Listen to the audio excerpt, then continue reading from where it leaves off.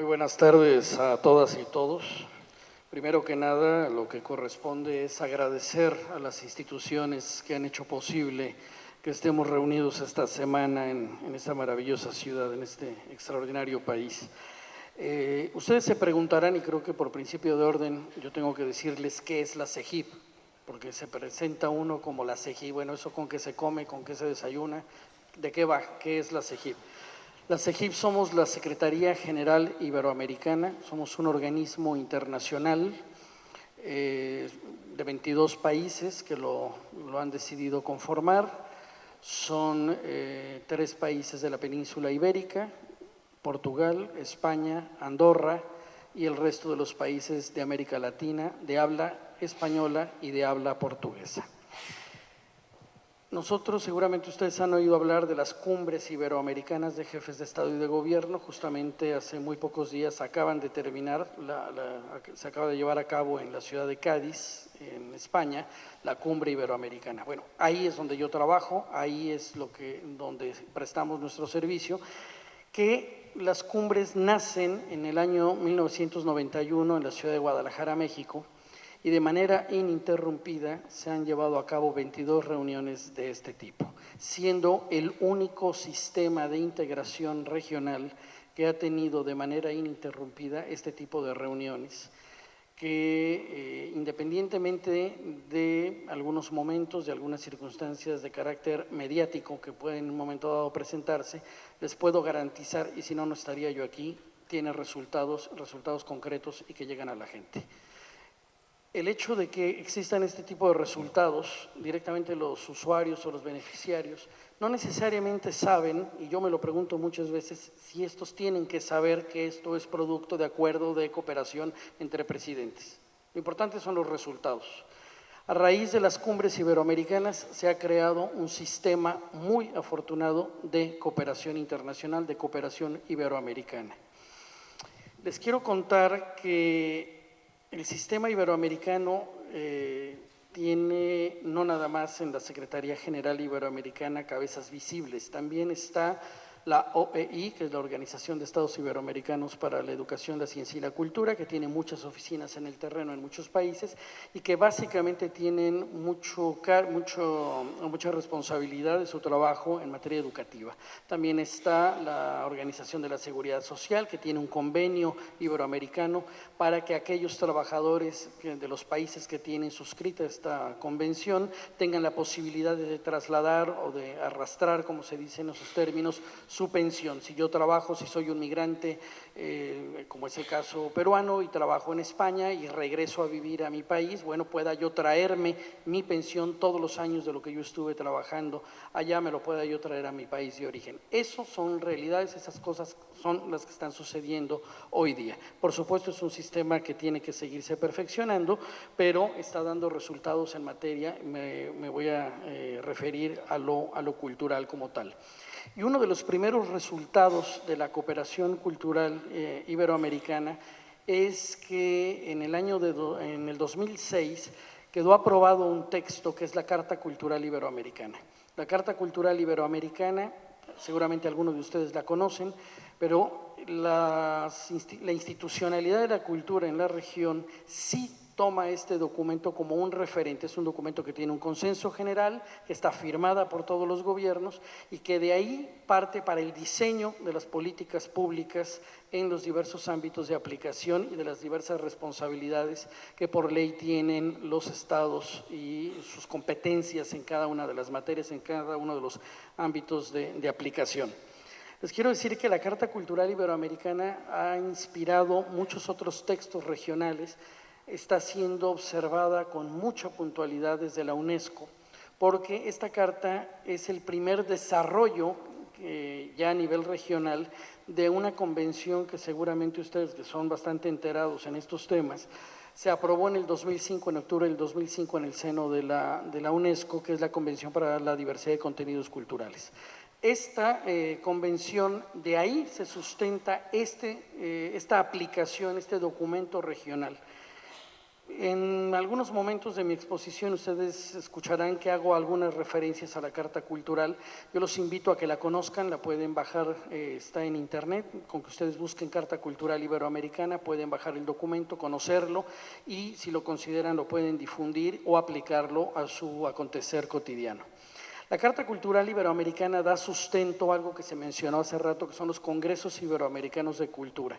Llevamos 4 congresos iberoamericanos de cultura, hay que decir, con mucho éxito. El de Medellín, Colombia, fue paradigmático, fue dedicado a la música y es el punto de encuentro donde la comunidad cultural de la región se reúne para reflexionar, debatir, intercambiar experiencias, opiniones y sobre todo ir aterrizando, ir concretando la visión de futuro que en el mundo cultural es tan importante.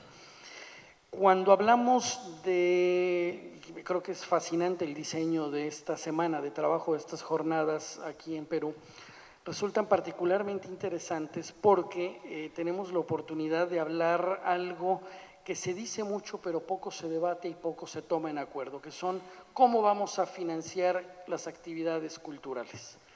Es responsabilidad del Estado, es una responsabilidad mixta, es una responsabilidad de los privados, es una responsabilidad de todos. ¿Dónde están las fronteras de cada esto? Partiendo del hecho que el Estado tiene una rectoría y tiene una obligación y no debe renunciar a ella. Por supuesto, el actor privado es muy importante, pero esto es una rectoría del Estado y que no debe renunciar a ella, y eso lo subrayo porque el marco legal que tienen nuestros países, ahí está. Los Estados no pueden renunciar a una responsabilidad, al contrario, tienen que ir incrementando, tienen que ser cada vez más audaces en el diseño de sus presupuestos, más eficaces en la aplicación de sus presupuestos y en el fortalecimiento institucional y tener la capacidad de ejecutar un presupuesto con el mínimo gasto de operación. No me es suficiente que año con año se incrementen los presupuestos, se aumenta la burocracia, entendida, entiéndanme en qué sentido lo estoy diciendo, si los gastos de operación crecen en la misma proporción. El éxito es ser más eficientes y tener una capacidad de inversión en ese gasto. No todo puede irse nada más al recurso público. Tenemos un déficit muy grande en infraestructura en la región.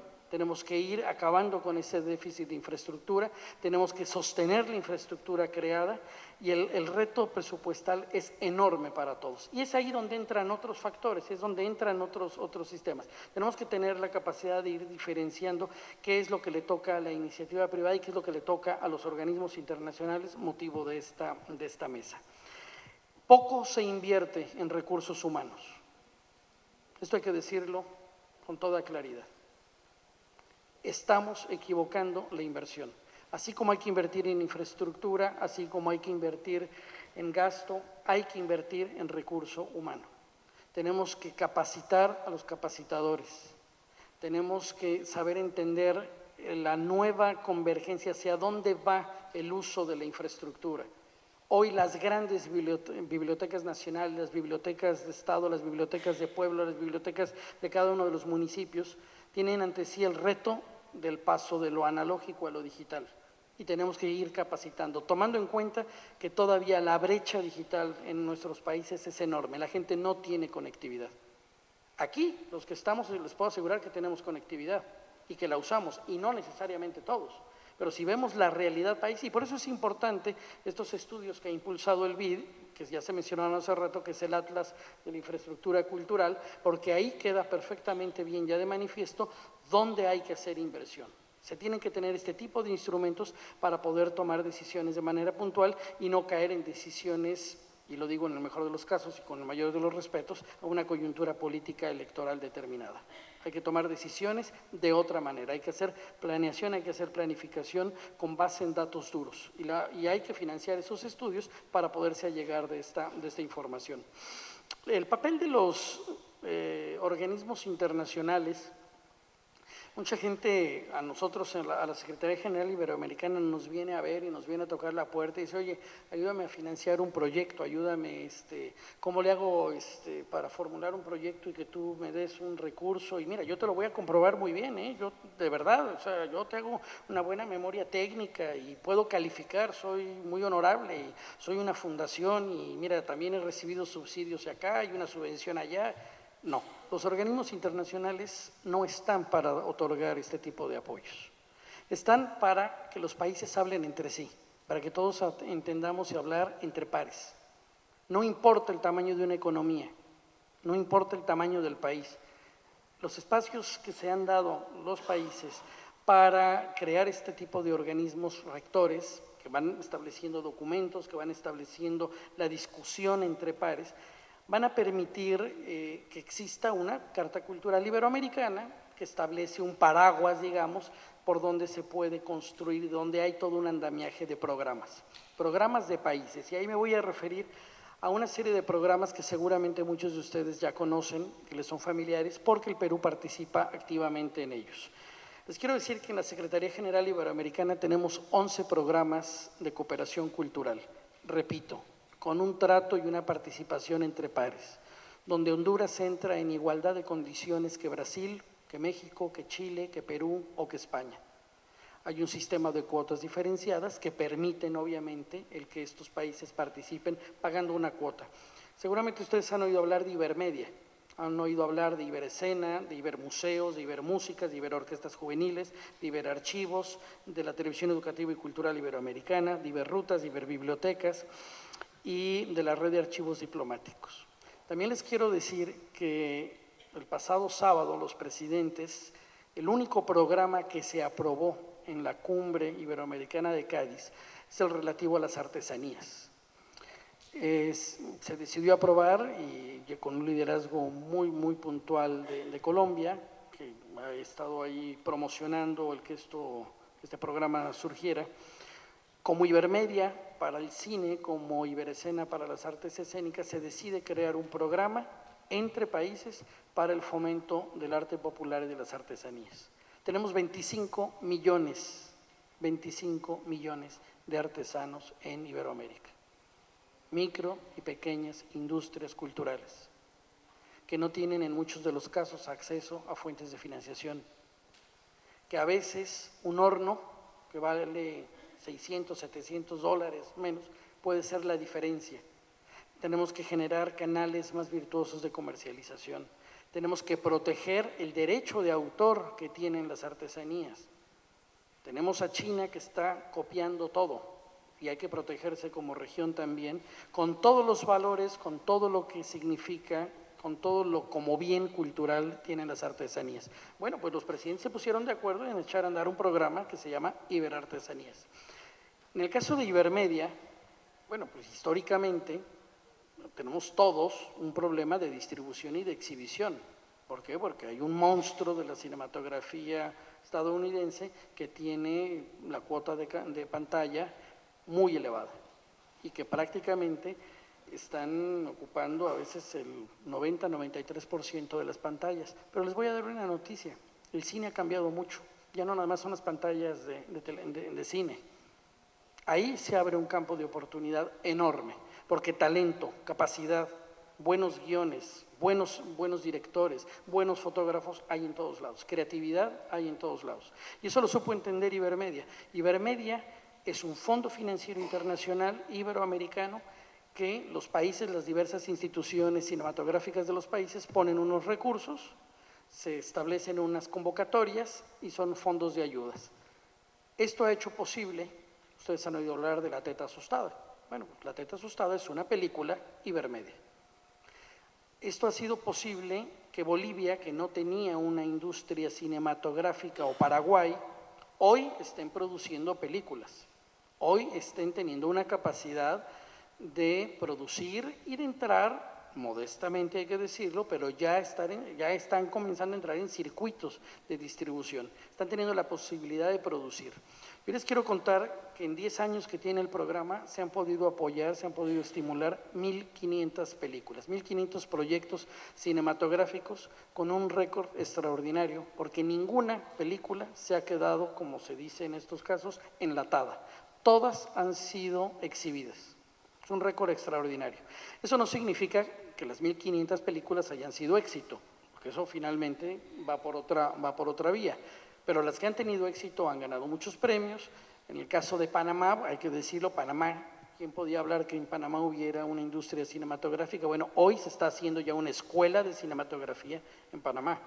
Y así en cada uno de los países. El Uruguay El Uruguay, teniendo al lado a Brasil y Argentina, ustedes díganme si tenían posibilidades de que de por sí sola floreciera una industria cinematográfica en Uruguay. Bueno, pues no lo había, hoy lo hay, gracias a que todos están sabiendo entender que el sistema de la coproducción es una de las fórmulas virtuosas para podernos entender entre pares y seguir fomentando estos esquemas.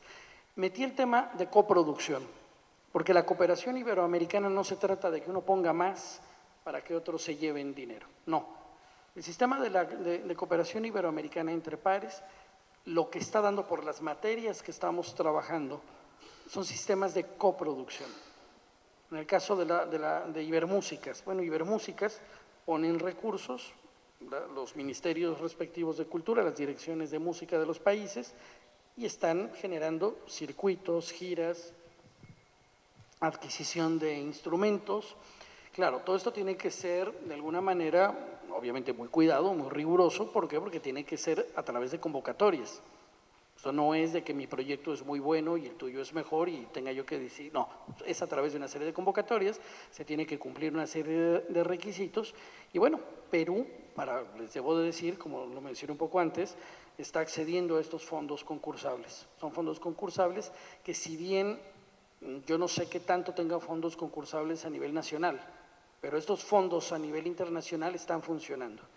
Sirven de modelo para que también los países puedan desarrollar sus propias líneas, porque los colectivos, los grupos de teatro, de música, de danza, etcétera, están cada vez demandando más y más servicios, cada vez demandan mejores infraestructuras donde presentarse, cada vez demandan más circuitos de giras, de poder hablar con otros países, de poder llevar mi expresión, de poder aprender, de poder capacitarme. Y bueno, para eso están los programas iberoamericanos. Yo creo que en esto de los programas iberoamericanos y de la financiación tenemos que sumar a lo local. En el caso del programa a los gobiernos locales, hasta ahora me referí que son los ministerios, que son los gobiernos, son los que van financiando esto. Pero la realidad cultural empieza en los municipios, es ahí donde empieza. Y muchas veces lo que se genera a nivel municipal difícilmente llega a tener, hay un enorme filtro hacia lo nacional y enorme el filtro a lo internacional, a los circuitos internacionales. Entonces yo creo que uno de los grandes retos que tiene la cooperación por delante, la cooperación iberoamericana, entre pares, y siempre voy a subrayar entre pares, es el fomentar y el generar condiciones para que las ciudades se incorporen. Y lo estamos haciendo de manera gradual. En el caso de Iberbibliotecas, por la realidad de las bibliotecas, que en su gran mayoría son municipales, se ha decidido abrir, y para eso se han hecho todas las modificaciones en nuestros marcos normativos, para que haya posibilidades de que otros actores a otros niveles y órdenes de gobierno puedan participar. Hasta hace 2 años la cooperación estaba cerrada nada más a los gobiernos. Hoy también pueden participar otros actores privados. No tienen voto, porque estos son consejos intergubernamentales donde están las autoridades nacionales que son las que toman las decisiones. Tienen voz, pero no tienen voto. Entonces, pueden sumarse, pueden participar fundaciones culturales de bancos, pueden participar otros actores que están financiando actividades, pero siempre el voto será y la decisión final será de la autoridad nacional. Creo que los países, y hace rato, escuchando a Colombia, siempre es grato escuchar los ejemplos de Colombia, que tiene una institucionalidad tan fuerte y que ha sabido hacer muy bien las cosas. Creo que da gusto escuchar, porque eso nos permite decir cómo a veces una modificación de ley es la diferencia. Cómo cuando se acompaña una decisión de un cambio de ley, que un cambio de ley es el acuerdo del Congreso. No es una decisión que se le haya ocurrido a 2 o 3, trae todo un proceso, lo sabemos muy bien. Yo les quiero contar que en el caso de México, y no voy a hablar en mi condición de mexicano, en el caso de México también se han hecho algunas modificaciones de ley que han permitido generar una serie de estímulos. Se empezó con un estímulo a la industria cinematográfica que histórica y tradicionalmente las 3 industrias cinematográficas más importantes de América Latina, pues venía siendo Argentina, Brasil y México, lo digo en orden alfabético. Estas 3 industrias muy importantes, en su momento tampoco permitieron que crecieran otras industrias cinematográficas. También hay que decirlo y asumir esa responsabilidad, porque también estos tres países tenían sus propios circuitos. Yo no sé si ustedes recordarán, pero también aquí en Lima, hace muchos años, hasta los años 60, estaba el Cine México, existían en las grandes capitales y bueno, eso era, ahora nos quejamos de Hollywood, pero México también lo hizo en su momento, hay que asumirlo, proporción guardada, pero se hizo. Ahora el escenario ha cambiado y bueno, el Estado mexicano a través del IMCINE pues tiene su Instituto de Cinematografía, el Congreso de la Unión se pone de acuerdo, hacen una modificación no a la ley del cine, la hacen a la ley del impuesto sobre la renta. Una modificación, crean un artículo, es el artículo 226, y lo que genera ese artículo es un crédito fiscal. No es de que va a ser deducible lo que tú en algún momento me vayas a pagar de tu declaración de impuestos. No, es tú, empresario, le vas a dar dinero, directamente el dinero al productor de cine. Eso hace unas economías impresionantes de gestión. Con la intervención de la autoridad cinematográfica hay un certificado al respecto y eso se convierte en crédito fiscal para cuando yo voy y hago mi declaración. Eso ha optimizado de una manera extraordinaria y ha logrado captar recursos de una manera impresionante directo a la producción. Bueno, ha sido tan extraordinario el éxito del artículo 226 que los legisladores ya hicieron el 226 bis, que es para las artes escénicas y la danza. Extraordinaria medida, porque también ha marcado la diferencia.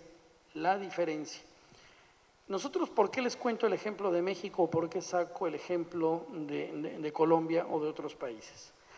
Porque los organismos internacionales también tenemos que estar atentos a lo que sucede a nivel país, cada uno de nuestros países miembros, para adoptar esas buenas prácticas, qué es lo que está sucediendo en determinado lugar, para hacer una buena correa de transmisión y contarlo a los demás países y encontrar fórmulas más imaginativas, porque recursos siempre son pocos, O sea, llegamos a un momento que las necesidades siempre van a ser mayores que los recursos, entonces estamos en el momento de tener que reproducir los panes, ¿no?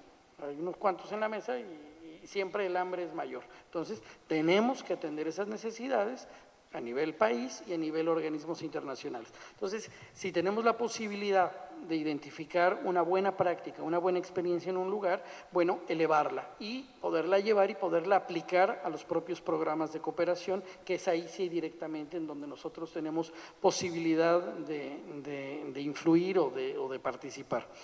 Cuando hablamos de Ibermuseos, Ibermuseos tiene, para que nos hagamos cargo de que en Iberoamérica, en Latinoamérica, si en algo somos potencias en cultura, ahí sí somos una potencia a nivel mundial. Y eso nadie nos los va a venir a cuestionar, ni nadie nos tiene que venir a calificar de qué tamaño somos potencia o no. Somos una potencia cultural. Les doy una cifra para que asumamos de qué estamos hablando. Tenemos 10,000 museos en la región iberoamericana.